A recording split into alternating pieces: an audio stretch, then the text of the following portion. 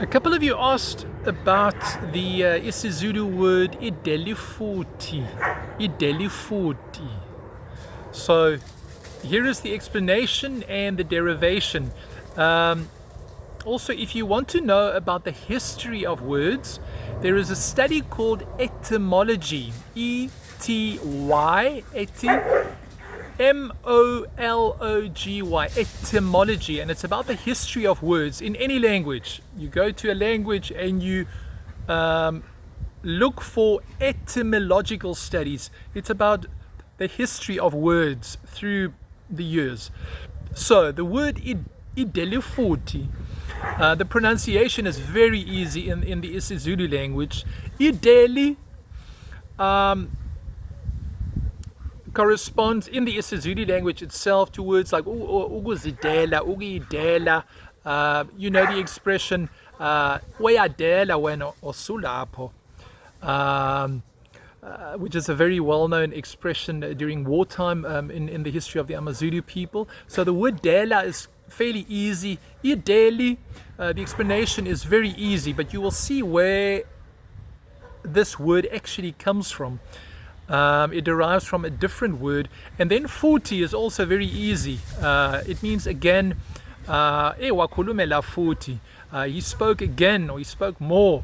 Futhi. So these two words combined, Idelifuthi, have just very easy isiZulu words and pronunciation. But the word itself, Idelifuthi, derives. Let's first answer, what is this Idelifuthi?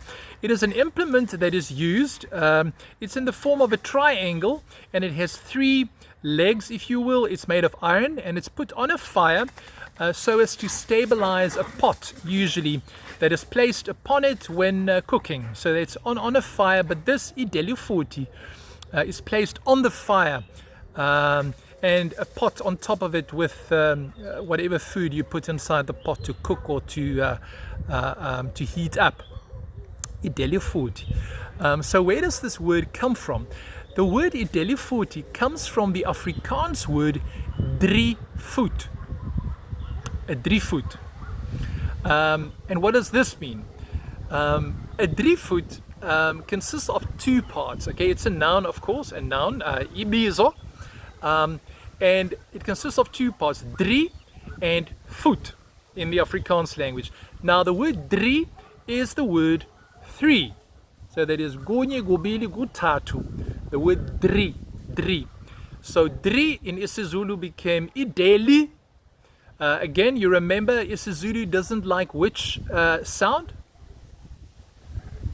R. Okay, so drie became ideli, and voet, drievoet, became futhi. So drievoet became Idelifuthi. And so that's where it comes from, Idelifuthi. Many people ask, yes, which language is the oldest? Is isiZulu the oldest? Or is Afrikaans the oldest? Listen, languages borrow, okay? Izilimi ziyanothisana. There's a mutual enrichment that occurs between languages when the speakers of these languages meet. It's just the way it is. And this implement, this stand, if you will, that you place in the fire with three legs, came with those who had that technology, and the word came with the technology. It's the same with computer terms. If you have somebody in America inventing something on the internet, the new invention usually crosses the Atlantic with an English term. The two come together, and then accepting the technology usually goes hand in hand with a new word. If you're quick in your language, the Afrikaner linguists and linguists for Afrikaans want to be very quick. They want their own terminology. They create their own term. If you don't create your own term for new technology, the new technology with the term inevitably in the English language becomes part of your vocabulary. So we need linguists in the isiZulu language that are quick to think about new technology and to think of good words. I'm thinking of a man called Uthokozani Nene or Sashona.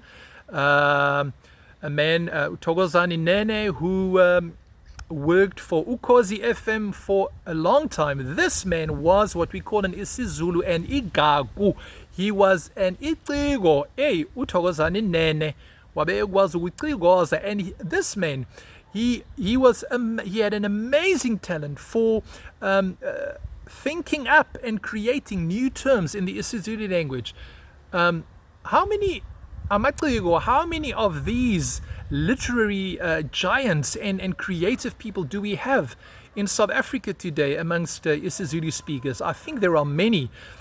Please start thinking, start creating. We need these terms to enrich the isiZulu language if we don't want to just as they say, willy-nilly accept the terminology coming across the Atlantic from the other side.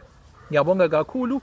Idelifuthi from the Afrikaans word 3 voet.